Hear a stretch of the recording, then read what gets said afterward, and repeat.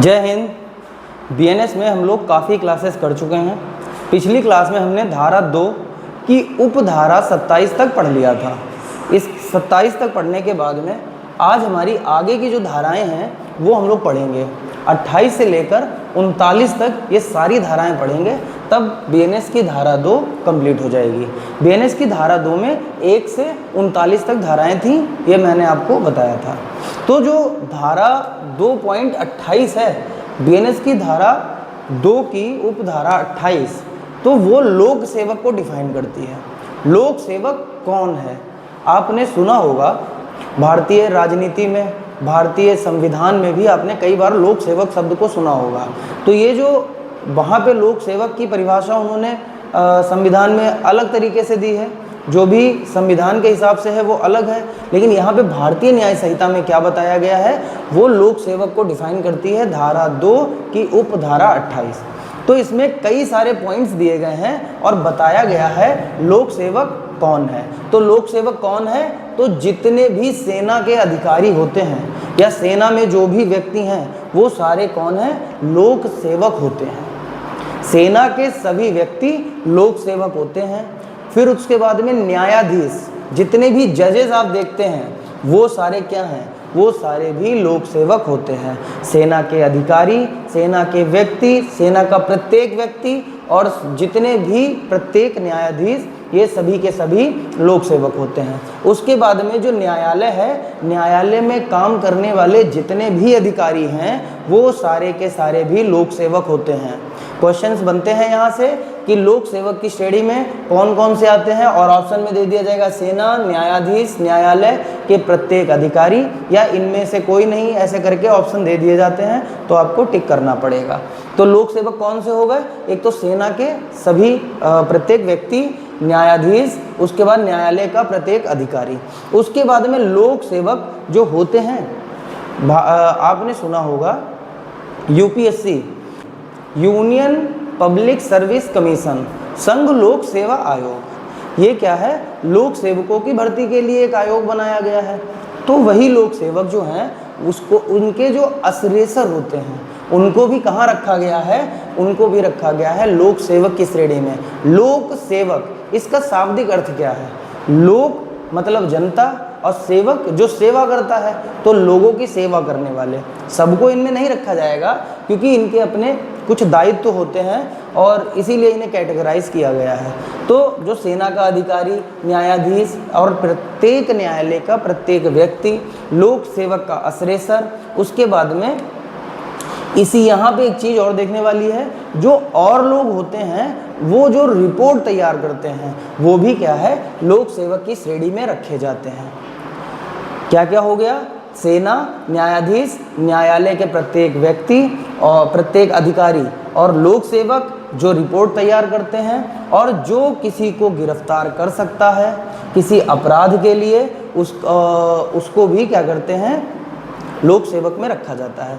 जो किसी व्यक्ति को गिरफ्तार कर सकता है, अच्छा गिरफ्तार कौन करेगा? पुलिस, तो उसको भी लोक सेवक में रखा जाता है। और किसे रखा जाता है? जो अधिकारी दंड दे सकता है, किसके लिए? अपराधों का निवारण करे, दंड दे सके, वो तो न्यायाधीश हो गया, उसे तो हम लोग रखते ही हैं, लेकिन जो अपराधों का निवारण करता है उसको भी कहाँ रखा गया है? लोक सेवक में रखा गया है। आप इन सारे पॉइंट्स को एज इट इज नोट कर लीजिएगा। उसके बाद में आते हैं संपत्ति का संरक्षण या जब्त करने वाला। जो भी संपत्ति का संरक्षण कर सकता है या उसे जब्त कर सकता है वो लोक सेवक होता है। ठीक है, जो संपत्ति का संरक्षण करेगा या फिर उसे जब्त कर सकता है वो भी लोक सेवक की श्रेणी में रखा जाता है।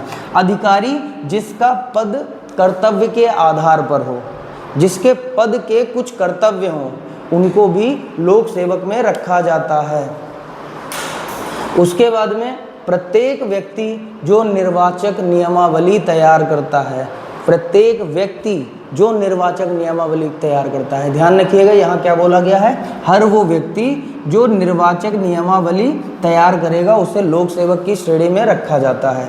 फिर संघ तथा राज्य सरकार के अधीन कार्य करने वाला व्यक्ति, जो संघ सरकार, जो केंद्र लेवल की सरकार है, जो राज्य सरकार, जो राज्य के स्तर की सरकार है, उसके अधीन काम करने वाले हर व्यक्ति को लोक सेवक में रखा जाएगा। यहाँ पर एक और बात कही गई है, जो नगर पालिका के आयुक्त होते हैं वो भी लोक सेवक में रखे जाते हैं, साफ सफाई करने वाले कर्मचारी वगैरह। इस तरीके से ये धारा 2 डिफाइन करती है कि लोक सेवक कौन कौन है। तो सेना, न्यायाधीश, न्यायालय का प्रत्येक अधिकारी, लोक सेवक जो रिपोर्ट तैयार करते हैं, जो किसी को गिरफ्तार कर सकता है, अपराधों का निवारण करने वाला, संपत्ति का संरक्षण या उसे जब्त करने वाला, और अधिकारी जिसका पद कर्तव्य के आधार पर हो। उसके बाद में प्रत्येक व्यक्ति जो निर्वाचक नियमावली तैयार करता है।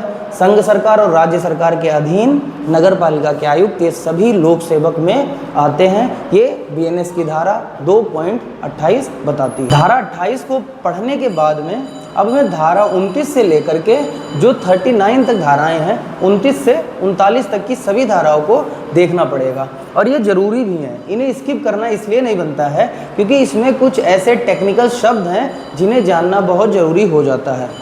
जैसे कि धारा 2.29 मतलब धारा 2 की सब क्लॉज 29 जो है वो डिफाइन करती है विश्वास करने का कारण। कई बार भारतीय न्याय संहिता में ये बार बार आएगा कि विश्वास करने का कारण क्या, तब वहाँ पे ऐसे शब्दों की बात आती है। अब जैसे धारा 2.29 जो है वो क्या कहती है, विश्वास करने का कारण क्या है। जो विश्वास बिलीव अगर किया जाएगा तो उसका जो कारण है उसे भी ध्यान में रखा जाएगा, उस कारण की भी बात की जाएगी। तो जो विश्वास करने का कारण है उस पर बल दिया जाता है, कहाँ पे, 2.29 में। उसके बाद धारा जो 2.30 है वो विशेष विधि की बात करती है। धारा 2.30 विशेष विधि की बात करती है और क्या कहती है, ऐसी विधि जो विशेष समय पर लागू हो। विशेष विधि क्या है, जो किसी खास या किसी विशेष समय पर लागू की जाए, ऐसी विधि को हम लोग विशेष विधि कहते हैं, जो कि धारा 2.30 में उल्लिखित किया जाता है, बताया जाता है। धारा 29 क्या कहती है, धारा 29 विश्वास करने का कारण बताती है, और धारा 30 उसमें बताती है विशेष विधि को परिभाषित करती है। विशेष विधि जो किसी खास स्थान पर लागू की गई थी, ऐसी विधि को विशेष विधि कहते हैं। धारा 2.31 जो है वो मूल्यवान प्रतिभूति की बात करती है। मूल्यवान प्रतिभूति धारा 2.31 जो कि बताता है, क्या कहता है, ऐसा दस्तावेज या वस्तु जिसकी अपनी कीमत हो। कोई भी ऐसा दस्तावेज या कोई भी ऐसी वस्तु जिसकी अपनी खुद की कीमत होती है उसे कहते हैं मूल्यवान प्रतिभूति। क्या कि ऐसी वस्तु जिसकी खुद की अपनी कीमत होती है वो होती है मूल्यवान प्रतिभूति, और इसका वर्णन किया गया है धारा 2.31 मतलब धारा 2 की सब क्लॉज 31 में बताया गया है मूल्यवान प्रतिभूति को। आई होप आपको ये चीज़ें समझ में आ रही होंगी। उसके बाद धारा जो 2.32 है वो जलयान की बात करती है। आपने कई बार जलयान के बारे में सुना होगा। जल और यान मतलब जल में चलने वाला यान, उसी को जलयान बोलते हैं। अब ये क्या है, ऐसी वस्तु जो पानी में तैरती हो और सामान ढोने के काम आती हो। इसका मतलब क्या हुआ, जो वस्तु पानी में चल सकती है, पानी में तैर सकती है, उसको जलयान बोलते हैं। जैसे सेना के जो पानी में चलने वाले पनडुब्बियाँ होती हैं, इस तरीके से इनकी बात हो रही है, नाव हो गई। तो क्या है, जलयान क्या है, ऐसी वस्तु जो पानी में तैर सकती है और जिस पे सामान भी ढोया जाता है, तो उसी को जलयान बोलेंगे। तो अगर कहीं भारतीय न्याय संहिता में जलयान शब्द आता है तो आपको उसका यही अर्थ लेना है कि जलयान यहाँ पे जो पानी में तैरता है और जिस पे सामान ढोया जाता है। तो ये धारा 2.32 की बात हो गई है। उसके बाद में धारा 2.33 क्या कहता है, 2.33 बताता है स्वेच्छा के बारे में। स्वेच्छा की जो बात है वो धारा 2.33 में है। स्वेच्छा क्या होता है, स्वेच्छा का मतलब है अपनी इच्छा से, स्वयं की इच्छा से, अपने आप। तो स्वेच्छा क्या है, जानबूझकर किया गया कोई कार्य। स्वेच्छा क्या है, जानबूझकर किया गया कोई कार्य। और इसी स्वेच्छा को जो वर्णन किया गया है धारा 2.33 में वर्णन किया गया है। बीएनएस की धारा 2 के सब क्लॉज 33 में बताया गया है स्वेच्छा के बारे में। उसके बाद में आते हैं धारा 2.34। धारा 2.34 क्या बताता है, तो धारा 2.34 विल या वसीयत की बात करता है, संपत्ति से रिलेटेड बात करता है। ये क्या कहता है, जो भी दस्तावेज हैं, जो संबंधित दस्तावेज हैं, वो पैसे से रिलेटेड हैं तो उसी को बोलेंगे बिल या वसीयत। वसीयत या बिल क्या है? जो पैसे से संबंधित दस्तावेज होते हैं और उन्हीं से संबंधित जो वसीयत, उनसे संबंधित जो डॉक्यूमेंट रेडी किए जाते हैं वही वसीयत या बिल कहलाते हैं। ये कहाँ वर्णन है? 2.34 में। उसके बाद धारा 2.35 महिला या स्त्री की बात करती है। महिला और स्त्री कौन है? जो भी नारी का द्योतक है, नारी का द्योतक है, उसी को महिला बोलते हैं, उसी को नारी बोलते हैं। वो कौन होगा? महिला या स्त्री की बात हो रही है धारा 2.35 में। यहाँ पे एक बात और ध्यान रखने वाली है, जो भी नारी होगी उसके अंदर फीलिंग्स होंगी, उसके अंदर शीलता का भावना होगा, उसके अंदर शील की भावना होगी। यहीं पे एक केस भी आता है, बहुत इंपॉर्टेंट केस आता है, जो केस का नाम है एम्पर वर्सेस टटिया महादेव का केस। यहाँ पे स्त्री लज्जा भंग की बात यहाँ पे बताई गई है कि स्त्री लज्जा भंग क्या होता है। किस केस में? ये जो है एम्पर वर्सेस टटिया महादेव का केस, इसमें स्त्री लज्जा भंग को बताया गया है। तो स्त्री लज्जा भंग क्या है? स्त्री की आयु चाहे कुछ भी हो, उसकी आयु ये नहीं यहाँ पे मैटर करता है कि वो एडल्ट है या नहीं। अगर उसकी आयु, कोई स्त्री है, बस यही काफ़ी है। अगर उसके कंधे पे हाथ रखा गया है या उसे कंधे पर उठा करके कहीं ले जाया गया है तो ये स्त्री लज्जा भंग के अंतर्गत सम्मिलित किया जाएगा। ये कब की बात है? तो ये कहा गया था एम्पर वर्सेस टटिया महादेव के केस में। बहुत इंपॉर्टेंट बात है जो कि अक्सर एग्जाम में क्वेश्चन के माध्यम से पूछी जाती है कि जो स्त्री लज्जा भंग है उसे कहाँ डिफाइन किया गया है? तो एम्पर वर्सेस टटिया महादेव। क्या केस था? स्त्री लज्जा भंग से संबंधित कि अगर कोई स्त्री, चाहे एज कुछ भी हो, उसे कंधे पर बैठा करके ले जाया गया है कहीं, या फिर उस पर कंधे पर कोई हाथ रखता है, तो ये स्त्री लज्जा भंग के अंतर्गत सम्मिलित किया जाता है। उसके बाद में आते हैं धारा 2.35 पढ़ ली हमने, उसके बाद धारा 2.36। अच्छा, 35 हमने पढ़ी है महिला के बारे में, 19 में पुरुष पढ़ा था हमने और देखा था कि जो पुरुष हैं वो नर के द्योतक होते हैं और ये नारी जो है, जो महिला है, वो नारी की द्योतक होती है। तो ध्यान रखिएगा अपना। उसके बाद में 2.36 धारा कहती है सदोष लाभ की बात करती है। इसमें क्या कहा गया है कि ऐसा काम जिससे किसी को लाभ हो लेकिन वो आपराधिक कृत्य हो, जिससे किसी का नुकसान किया गया हो, जो विधि विरुद्ध कार्य है, ऐसा कार्य करके किसी को लाभ पहुंचाना, ये होता है सदोष लाभ।